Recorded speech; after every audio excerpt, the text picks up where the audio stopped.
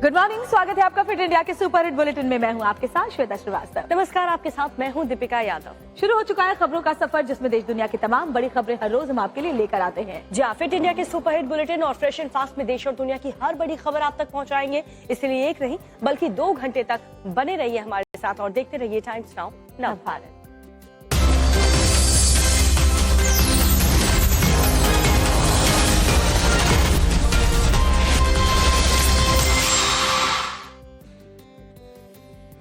और इस बुलेटिन में सबसे पहली खबर कानपुर से आपको बता रहे हैं, जहां पर जो पुलिस है वो सवालों के घेरे पर है। दरअसल अतिक्रमण हटाने गई पुलिस की टीम जिस तरीके से दबंगई दिखा रही थी वो सब कैमरे में कैद हो गई। आपको भी हैरानी होगी इस वीडियो को देखकर, जिसमें दारोगा दुकानदार को थप्पड़ मारते हुए नजर आए, एसीपी भी दुकानदार को धमकाती हुई नजर आई। ऐसे में सवाल उठ रहे हैं पुलिस की कार्यप्रणाली पर। देखिए आप भी। बंद नहीं कर सकते हो ये सर, बंद नहीं कर सकते हो आप ना। मेरा कंधा पकड़ा आपने। सर आपने पकड़ा है। यूपी के कानपुर का एक वीडियो सोशल मीडिया पर वायरल हो रहा है, जिसको लेकर पुलिस सवालों के घेरे में है। मामला सीसामऊ थाना क्षेत्र का है, जहां एक एसीपी के सामने ही एक दरोगा ने व्यापारी को थप्पड़ जड़ दिया। सर आपने पकड़ा है। वो आप बंद नहीं कर सकते हो ये सर, बंद नहीं कर सकते हो आप ना। नहीं सर, नहीं सर, आपने अभी मेरा कंधा पकड़ा है। मेरा कंधा पकड़ा आपने। सर आपने पकड़ा है। ये क्या तरीका है? सर ये क्या तरीका है? कैमरा लगा पूरा। ये क्या तरीका है आपका? थप्पड़ के देता आपने मारे सर। मैम व्यापारी और उसके परिजनों ने जब थप्पड़ मारने का विरोध किया तो एसपी मैडम भी व्यापारी को धमकाने लगी।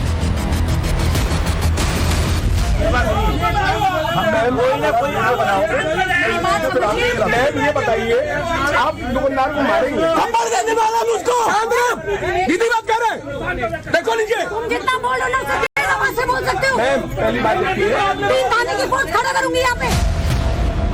मामला थाने तक पहुंचा तो यहाँ भी पुलिस की ऐंठ कम नहीं हुई। थाने में पत्रकारों के साथ भी बदसलूकी की गई। नहीं, मैं बाहर तो नहीं जा सकते। नहीं, खबर बनाने से कैसे मना कर सकते हो भाई? नहीं भाई, अरे नहीं, कोई हाथ पे नहीं लगाओ यार। हाथ मार क्यों लगा? आप मारो, आप मार लो, आप मार लो, हम लोग कोई मार लो। हाँ फिर एक और वीडियो देखिए, कैसे थाने में शिकायत लेकर पहुंचे लोगों के साथ एक दरोगा बदतमीजी से पेश आ रहा है। आप भी तो बात कर रहे हो।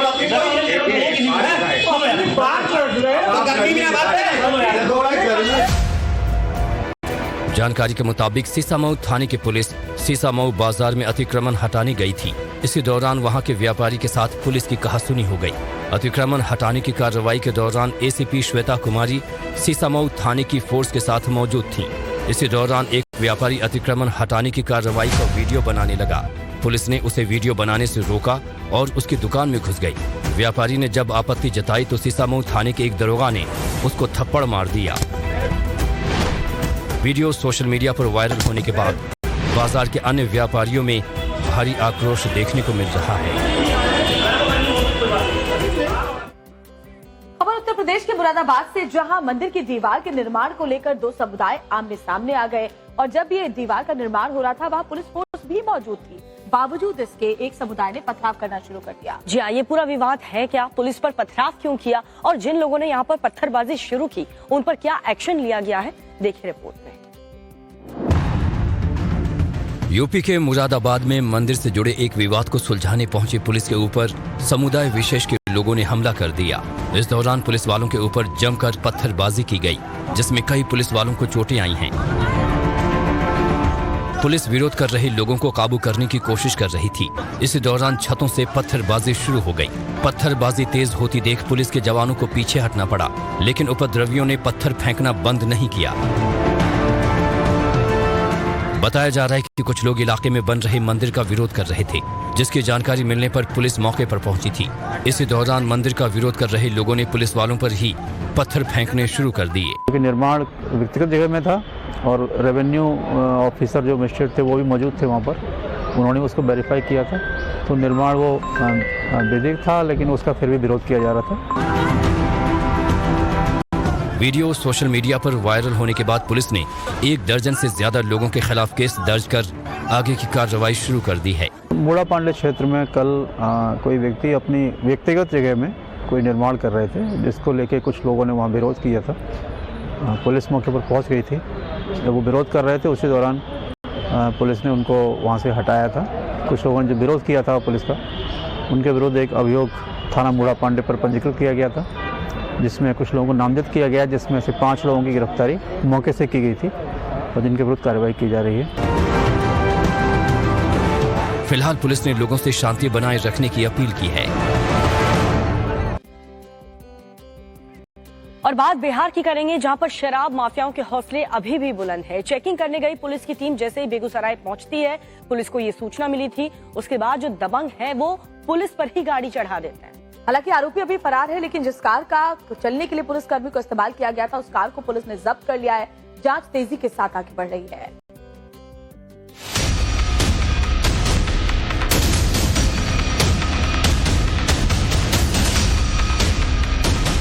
बिहार के बेगूसराय में शराब माफियाओं ने एक दरोगा की हत्या कर दी। बताया जा रहा है कि दरोगा खामस चौधरी को एक कार में अवैध शराब ले जाए जाने की जानकारी मिली थी, जिसके बाद शराब माफियाओं को दबोचने के लिए नाकेबंदी की गई। जब पुलिस ने संदिग्ध गाड़ी को रोकने की कोशिश की तो उसके ड्राइवर ने रफ्तार बढ़ा दी और दरोगा को कुचलते हुए मौके से फरार हो गया। हादसे में घायल दरोगा की मौके पर ही मौत हो गई। वहीं एक होमगार्ड का जवान भी घायल हुआ है। इस घटना को लेकर बीजेपी ने नीतीश सरकार पर हमला बोला है। गिरिराज सिंह ने इस मामले पर सीएम नीतीश कुमार के खिलाफ केस चलाने की मांग की है। शराबबंदी के गलत नीतियों के कारण, नीतीश कुमार के जिद के कारण आज कई हजार लोगों को जेल जाना पड़ा। उसमें कुछ बेगुनाह भी जेल गए। कई लोगों को शराब माफिया ने हत्या कर दी। आज उसी का दुष्परिणाम है कि बेगूसराय के छतौना में एएसआई को माफिया ने कुचल के मार डाला। इसके लिए जिम्मेदार कौन है? नीतीश कुमार। अगर कोई कानून है तो नीतीश कुमार पर कानून के शिकंजे कसना चाहिए। वहीं सत्ताधारी आरजेडी ने दोषियों को सख्त सजा देने की बात कही है। इसकी जितनी भी निंदा की जाए कम है। इस तरह की घटनाओं में जो भी संलिप्त हैं, जो भी अपराधी अपराध किए हैं, उनको अपराध की सजा मिलेगी, उनको बख्शा नहीं जाएगा। बेगूसराय प्रशासन अपराधियों पर कार्रवाई के लिए लगातार कार्य कर रही है। फिलहाल पुलिस मामले की जांच कर रही है। अब आपको उत्तर प्रदेश के बदायूं की एक खबर दिखाते हैं, जहां 2 पक्षों के बीच संग्राम देखने को मिला। दोनों ही पक्षों के लोग एक दूसरे पर जमकर हमला करते हुए नजर आए। विवाद और हंगामे के पीछे की वजह क्या है, पुलिस ने क्या एक्शन लिया, देखिए रिपोर्ट।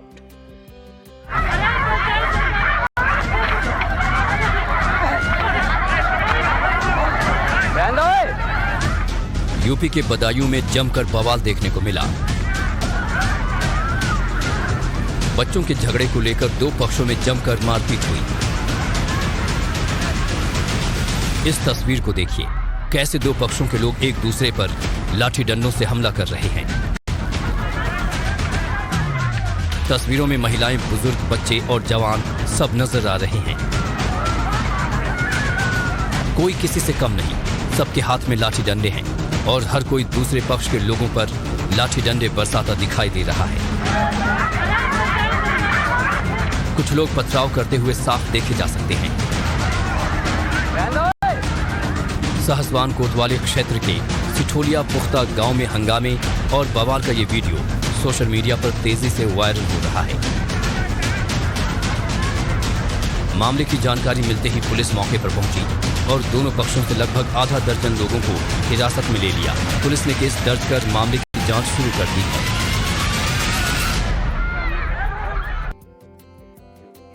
एक हैरान करने वाली खबर चंडीगढ़ से आपको बताते हैं, जहां पर राम दरबार इलाके में एक मकान में अचानक से आग लग गई और ये आग और भी ज्यादा भयानक हो गई जब मकान में रखा सिलेंडर में ब्लास्ट हो गया। तो मकान के अंदर रखे सिलेंडर ब्लास्ट और किस तरीके से ये घर पूरा आग के गोले में तब्दील हो गया, वो सब कुछ आपको इस रिपोर्ट में दिखा देते हैं। चंडीगढ़ के राम दरबार इलाके में उस वक्त हड़कंप मच गया जब एक मकान में आग लगने के कुछ देर बाद ही तेज धमाके के साथ गैस सिलेंडर में ब्लास्ट हो गया। धमाका इतना तेज था कि उसकी आवाज काफी दूर तक सुनी गई। वहीं धमाके के बाद पूरा मकान आग के गोले में तब्दील हो गया। किसी की हिम्मत ही नहीं हुई कि मकान के अंदर जाकर आग बुझाने की कोशिश करता। एक बार फिर इस वीडियो को देखिए, कैसे मकान में सिलेंडर ब्लास्ट हुआ और फिर भयानक आग की लपटें उठी। जिस वक्त मकान में आग लगी थी उस वक्त उसके सामने पार्क में आग देखने वालों की भीड़ लगी थी, लेकिन जैसे ही सिलेंडर ब्लास्ट हुआ वैसे ही भगदड़ मच गई और पार्क खाली हो गया। बताया जा रहा है कि खाना बनाते समय किचन में आग लग गई थी, लेकिन जब तक आग पर काबू पाया जाता सिलेंडर में ब्लास्ट हो गया। इस घटना में मकान में रहने वाले एक शख्स को हल्की चोट आई है।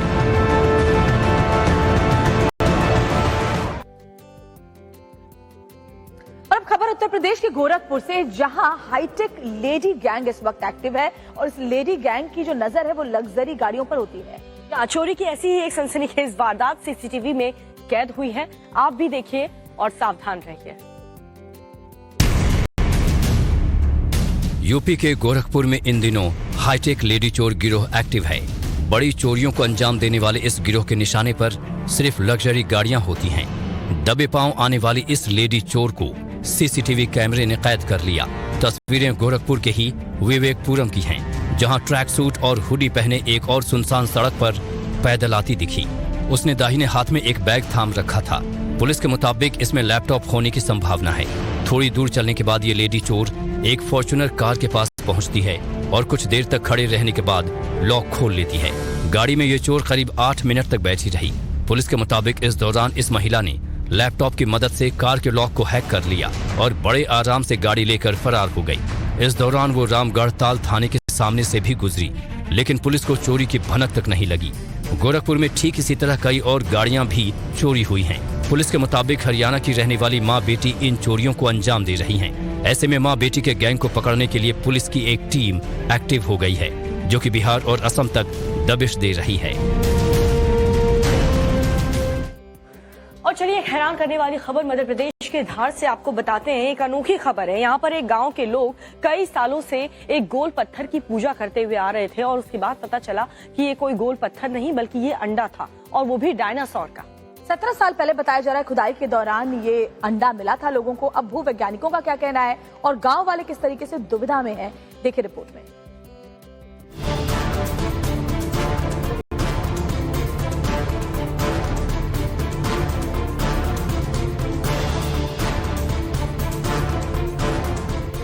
मध्य प्रदेश के धार जिले से एक हैरान करने वाली खबर सामने आई है।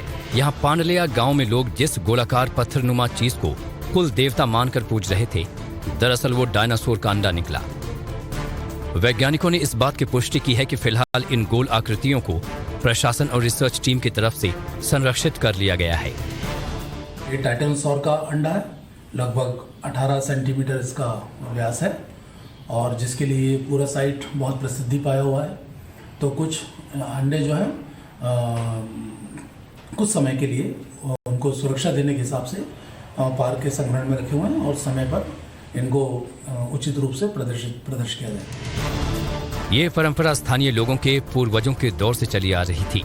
लोगों का मानना है कि ये कुल देवता खेती और मवेशियों की रक्षा करते हैं और उन्हें संकट से बचाते हैं।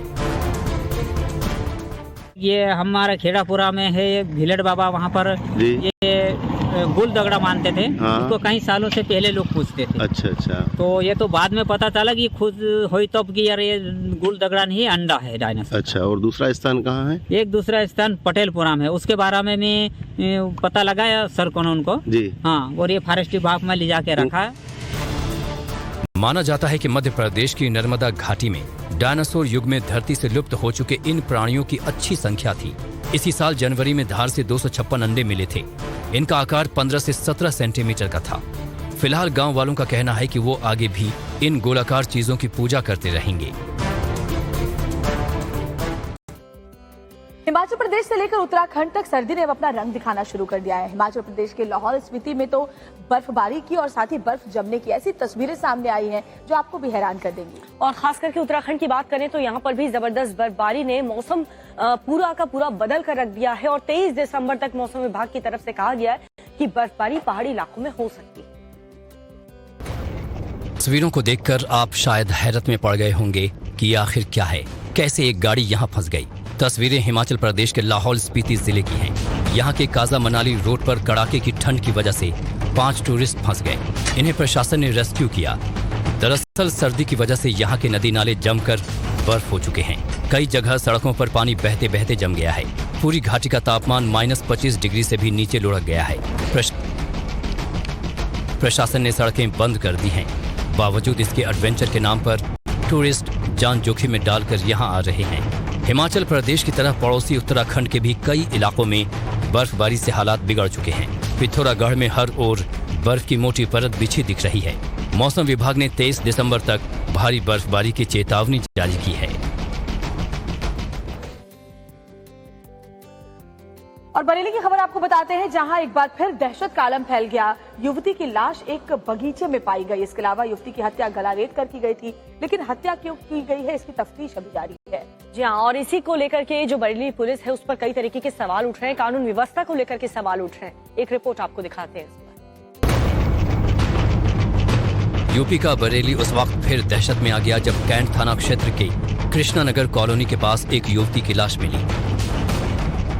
हत्या की सूचना पर पुलिस के भी हाथ पांव फूल गए और आनन फानन में पूरी फोर्स उस जगह पहुंच गई जहां युवती का शव मिला था। बगीचे में मिली 22 साल की लड़की की हत्या गला रेत कर की गई थी।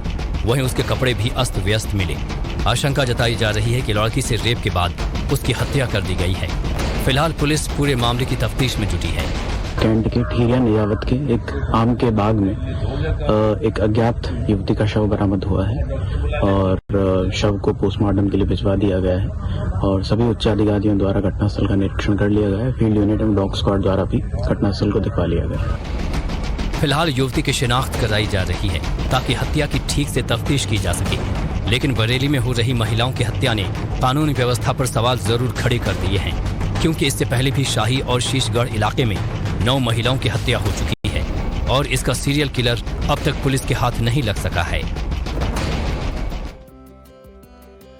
और खबर उत्तर प्रदेश के मुजफ्फरनगर से आपको बताते हैं, जहां पर लव जिहाद का मामला सामने आया है, जहां पर एक मुस्लिम युवक ने अपना नाम बदलकर हिंदू लड़की को शादी का झांसा दिया और उसके बाद शारीरिक और मानसिक शोषण किया।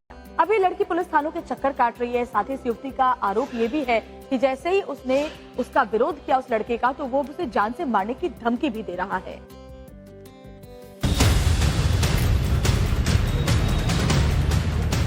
यूपी के मुजफ्फरनगर में लव जिहाद का एक सनसनीखेज मामला सामने आया है, जहां एक हिंदू युवती ने आरोप लगाया है कि फैज नाम के लड़के ने सूरज बनकर न सिर्फ उससे दोस्ती की बल्कि शादी का झांसा देकर उसके साथ रेप किया। इतना ही नहीं, गर्भवती होने पर उसका बच्चा तक गिरा दिया। पीड़ित लड़की की माने तो सच्चाई उस वक्त सामने आई जब उसने सूरज और फैज के घर पर फोन किया और उसकी बीवी ने बताया कि यहाँ सूरज नहीं फैज रहता है। फैज आलम नाम है। फैज आलम ने आपको सूरज नाम बताया, आपको कब पता चला है इसके बारे में? कब तक मुझे अभी पता चला जब मैं प्रेग्नेंट हो गई और उसने शादी कर ली। मैंने उसके घर फोन किया था, उसकी बीवी ने उसका फोन उठाया, उसने मुझे बताया यहाँ सूरज कोई नहीं रहता, फैज रहते हैं। पीड़ित युवती ने इस बाबत मुजफ्फरनगर के एएसपी के यहाँ शिकायत दर्ज कराई है और इंसाफ की गुहार लगाई है। एसएसपी ने जांच के बाद कार्रवाई का भरोसा दिया है। वहीं पीड़ित युवती की माने तो आरोपी फैज शिकायत के बाद अब उसे जान से मारने की धमकी दे रहा है। और चलिए एक और बड़ी खबर आपको बताते हैं, एक बड़ा अपडेट आपको देते हैं। लोकसभा में मोदी सरकार ने 3 क्रिमिनल लॉ बिल को पास करा लिया है, जिसमें मॉब लिंचिंग, नाबालिग से रेप और राष्ट्रद्रोह से जुड़े 3 कानून बिलों को लोकसभा में ध्वनि मत से पास कर लिया गया है। खास करके बात मॉब लिंचिंग की करें और नाबालिग के साथ रेप की बात करें तो इस कानून में और भी ज्यादा सख्ती देखने को मिलेगी। वहीं देश के खिलाफ जहर उगलने वालों के खिलाफ भी सख्त सजा का प्रावधान किया गया है। 370, ट्रिपल तलाक और राम मंदिर के बाद अब मोदी सरकार ने सबसे बड़ा मास्टर स्ट्रोक खेला है। विपक्ष जहां निलंबन के मुद्दे पर उलझा हुआ है, वहीं लोकसभा में सरकार ने 3 क्रिमिनल लॉ पास करा लिए। सरकार का दावा है कि देश को गुलामी के दौर से चले आ रहे कानूनों से मुक्ति मिली है। लोकसभा में कौन से बिल पास हुए हैं, अब वो भी जान लीजिए। इंडियन पीनल कोड 1860 की जगह भारतीय न्याय संहिता 2023, क्रिमिनल प्रोसीजर कोड 1898 की जगह भारतीय नागरिक सुरक्षा संहिता 2023, इंडियन एविडेंस एक्ट 1872 की जगह भारतीय साक्ष्य अधिनियम 2023। आसान भाषा में समझें तो ये तीनों कानून मॉब लिंचिंग, नाबालिग से रेप और राष्ट्रद्रोह कानून को नई तरह से परिभाषित करता है। अब मॉब लिंचिंग और नाबालिग से रेप पर फांसी तक की सजा का प्रावधान किया गया है। वहीं राष्ट्रद्रोह कानून में देश के खिलाफ बोलने पर जेल की सजा तक का प्रावधान किया गया है। इंडियन पिनल कोड, इसकी जगह जो इंडियन पिनल कोड 1860 में बना, उसका उद्देश्य ही दंड देना था, उसका उद्देश्य न्याय देना नहीं था।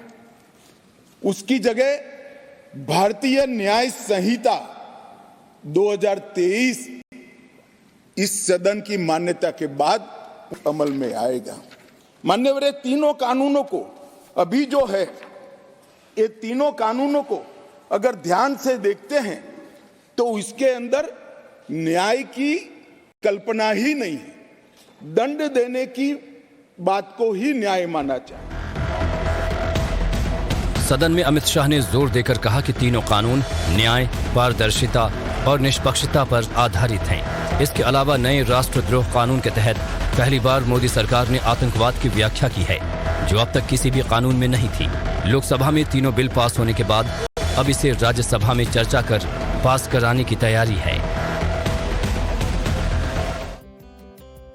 और उपराष्ट्रपति धनखड़ की मिमिक्री कर मजाक उड़ाने का जो राजनीति है उस पर और भी गरमाने लगी है। लगातार कांग्रेस पर निशाना साध रही है बीजेपी। अब इस पर कांग्रेस ने सफाई देते हुए इस मिमिक्री को कला बता दिया। वैसे राहुल गांधी ने भी इसको लेकर के कहा। राहुल गांधी ने ये कहा कि जो वीडियो है वो मेरे फोन में है और इसको लेकर किसी ने कुछ नहीं कहा, वो वीडियो मैंने कहीं नहीं डाला, तो फिर इस पर सियासत हो क्यों रही है।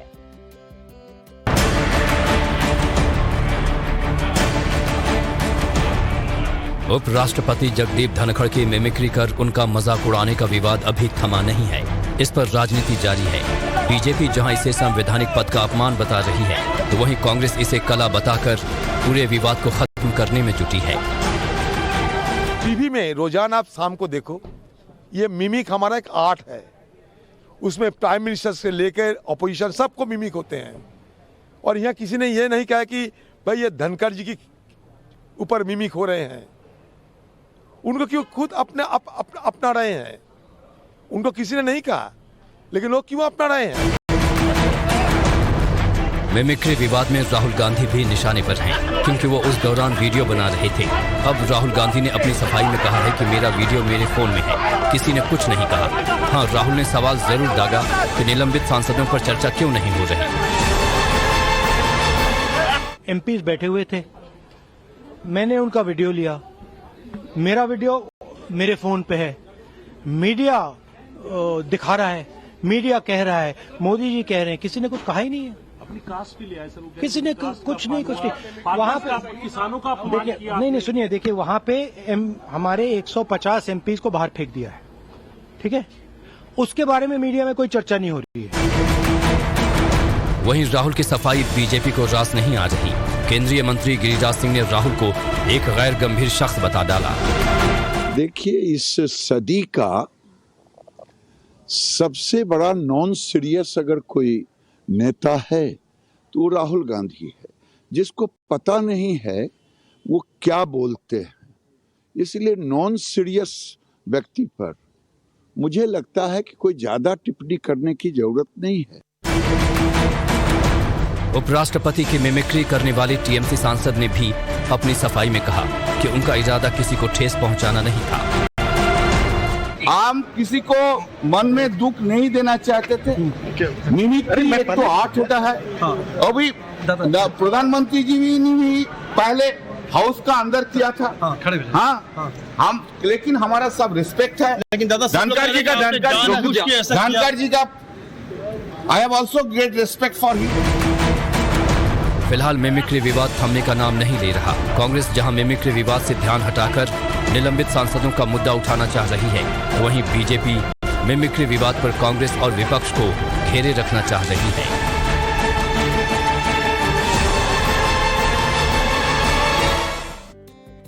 मामले में दिल्ली के सीएम अरविंद केजरीवाल को आज ईडी के सामने पेश होना है, लेकिन लगता नहीं कि वो पेश होंगे एक बार फिर, क्योंकि 10 दिनों के लिए वो विपश्यना के लिए चले गए हैं। जी हाँ, और ये पहली बार नहीं है जब अरविंद केजरीवाल ईडी के सामने पेश नहीं हुए हैं। इस बार भी उन्हें समन भेजा, अब देखना होगा कि वो पेश होते हैं या फिर नहीं। कई बार ऐसा हो चुका है कि ईडी के बुलाने पर भी वो पेश नहीं हुए। ऐसे में ईडी के पास अगर अरविंद केजरीवाल पेश नहीं होते तो क्या विकल्प है, देखिए रिपोर्ट में।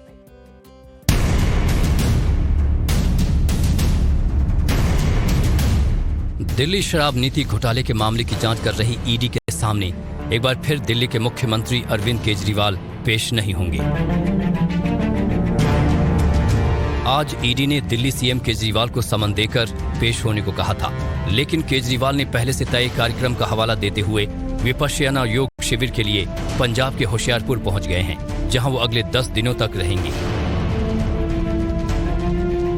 दिल्ली सीएम केजरीवाल होशियारपुर के विपश्यना शिविर में पहुंच गए हैं। इसकी तस्वीर भी सामने आ गई है, जिसमें वो पंजाब सीएम भगवंत मान के साथ दिख रहे हैं।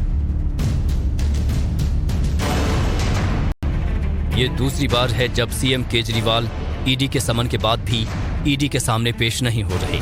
अब सवाल उठता है कि आज केजरीवाल पेश नहीं होंगे तो ईडी कानून के मुताबिक आगे क्या कर सकती है। कानून के मुताबिक ईडी पेश होने वाले को जायज वजह बताने पर समय दे सकती है और उसे दोबारा बुलाने के लिए फिर से समन दे सकती है। कोई भी ईडी के समन पर 3 बार नहीं आया तो वो कानूनी रास्ता अपना सकती है और ईडी गैर जमानती वारंट के लिए कोर्ट में अर्जी लगा सकती है। कोर्ट फिर पेश से बचने वाले के खिलाफ गैर जमानती वारंट जारी कर सकता है, जिस पर एजेंसी उसे गिरफ्तार भी कर सकती है। दिल्ली शराब नीति घोटाले में ईडी केजरीवाल से पूछताछ करना चाहती है।